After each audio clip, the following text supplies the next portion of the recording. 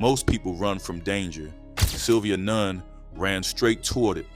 Growing up in the heart of Compton's gang wars, she was raised to fight, to survive, and when necessary, to kill. But when the Crips gunned down her brother, something in her snapped. She didn't just seek revenge, she embodied it. Ruthless, fearless, and always ready for war, she earned the name Rambo. But how did she go from a grieving sister to the Crips' worst nightmare? This is the story of Sylvia Nunn, the deadliest female Piru.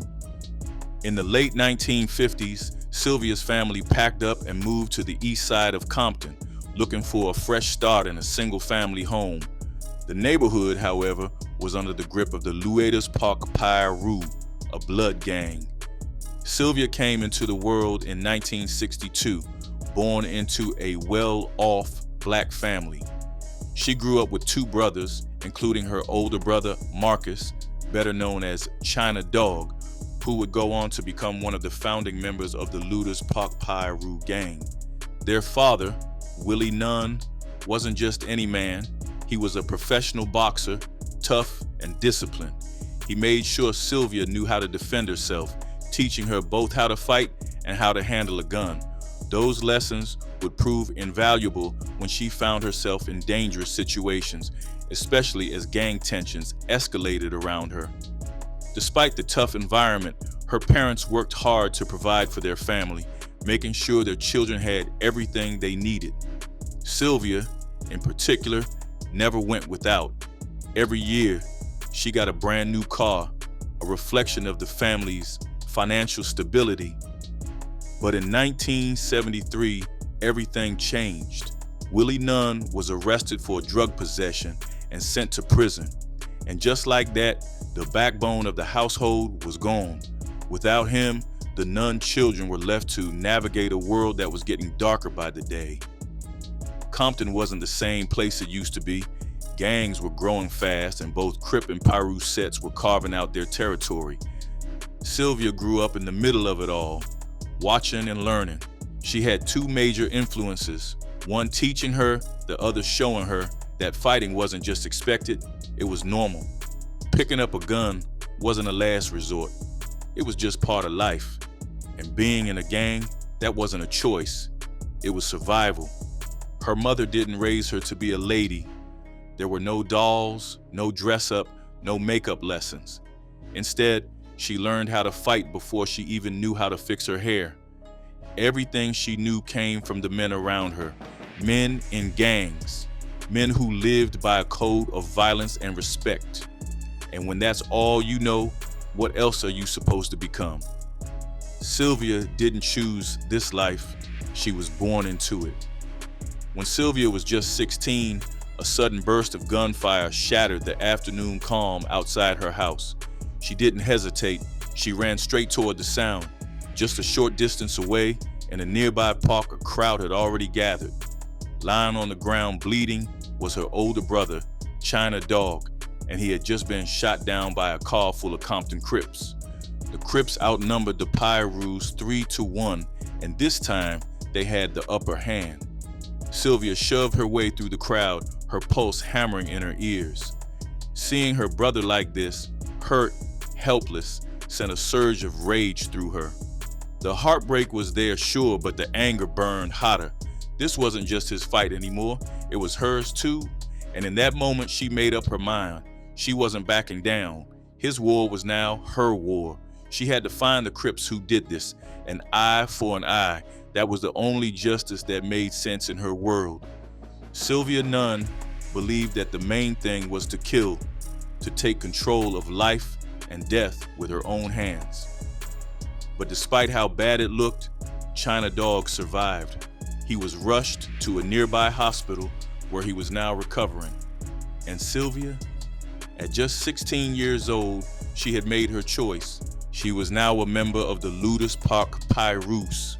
Now, if you're talking about the most notorious Piru sets in Compton, the Lueders Piru, also known as the Lueders Compton Piru, has to be in the conversation. But before they were Pirus, they were actually called the Lueders Hustlers back in the 1970s. Over time, they transitioned into becoming a full-fledged Piru gang, staking their claim on the east side of Compton. Their name comes straight from Lueders Park, their old stomping ground. That's where members would gather, playing ball, getting high, and let's be real, planning their next moves. This wasn't just a hangout spot, it was their headquarters, the place where everything started, and from there, their reputation only grew. Now their turf stretches from Bullis Road to Atlantic Avenue between Compton Boulevard and Rosecrans Avenue.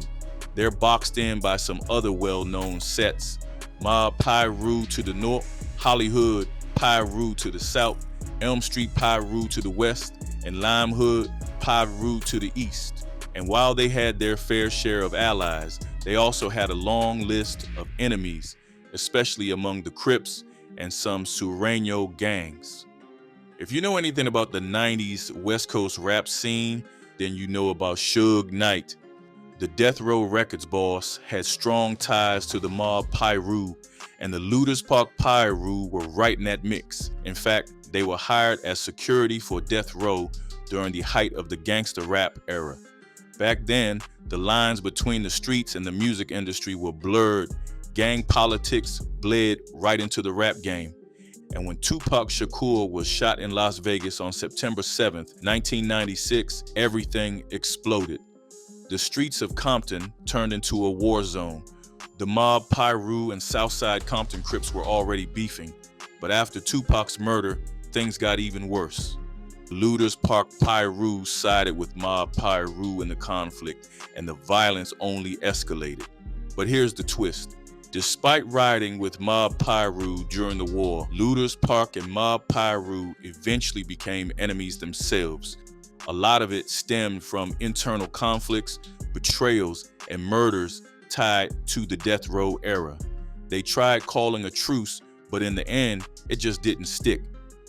When it comes to alliances, Lueders Park Piru has linked up with sets like Elm Street Piru, Lime Hood Piru, Hollywood Piru, and Cross Atlantic Piru. With the Kelly Park Compton Crips, Santana Block Compton Crips, Dusty Hood Compton Crips, Neighborhood Compton Crips, and even some blood sets like Fruittown Piru. And then there's their long-standing beef with the Sureños, including gangs like Compton Vario 70s, Compton Vario Chicano Gang, and Compton Vario Largo 36. Sylvia was the youngest in the Lueders Park crew and the only girl carrying a gun. More than anything, she wanted to prove she was just as tough as her older brother, Marcus. She wasn't about to be treated like some tagalong. She wanted respect. So when Marcus's friends asked her to help rob a gas station, she didn't hesitate. They walked there together, and along the way, they were hyping her, even carrying her on their shoulders like she was some kind of champion. When they got there, they smashed the window with the handles of their guns and then shoved Sylvia through the broken glass. Inside, with a gun pointed straight at her face, she locked eyes with the cashier.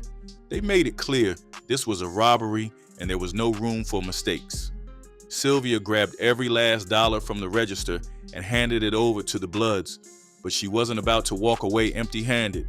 She made sure she got her cut. Marcus's boys looked at her funny, almost like they thought it was a joke.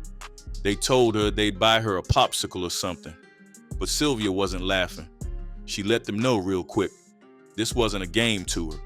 If she was doing the job, she was getting paid. So they tossed her some loose change. It wasn't much, but Sylvia didn't care. She wasn't just some girl tagging along. She was one of them, and she was going to make sure they knew it. Unlike most of the girls in the pack, Sylvia didn't just follow orders or wait for someone to tell her what to do.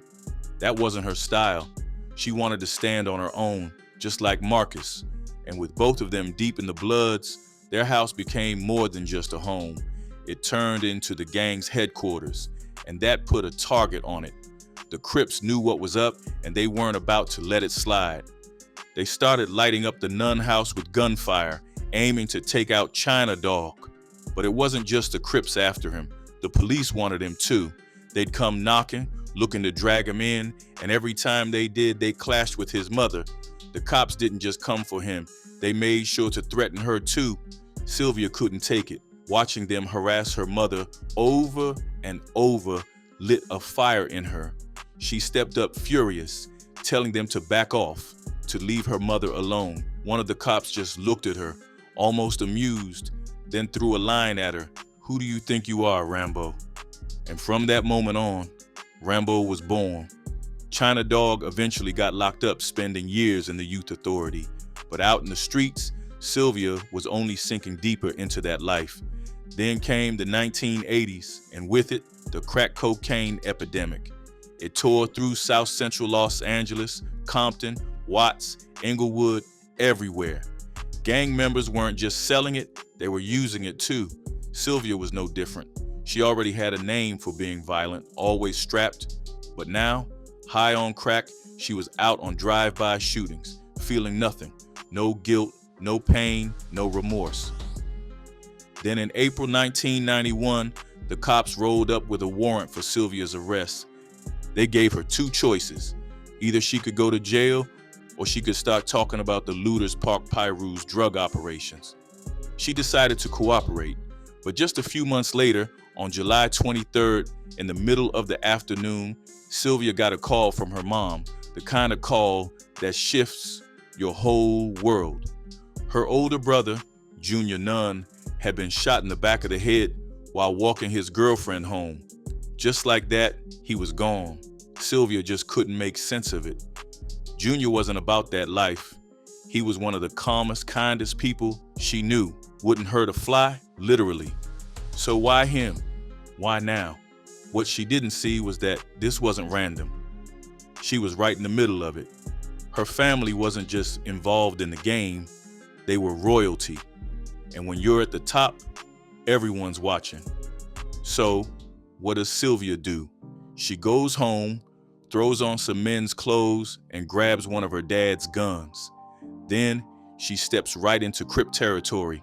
She starts chatting, playing it cool, listening, and whenever somebody's name comes up, she makes a note, then heads straight to their house and puts a bullet in their head, one by one, all in the name of Junior. That first kill after her brother's murder, that was it. That was the moment she stopped being just a girl. That was the moment she became a gangster. But revenge wasn't just about her. It was about her mother too. Sylvia made sure those other mothers felt the same pain her own mother felt when she got that call. On the streets, word got around quickly.